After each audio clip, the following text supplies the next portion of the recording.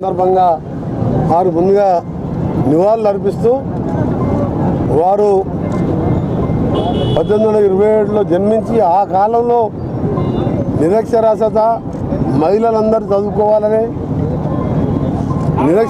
అక్షరాస్యతతోనే అభివృద్ధి సాధ్యమని చెప్పి చైతన్యం తీసుకొచ్చి జ్యోతిరావు పూలే కాదు సావిత్రిబాయి పూలే కూడా ఆ రోజుల్లోనే ఒక స్ఫూర్తి కలిగించిన నేతలు వాళ్ళు.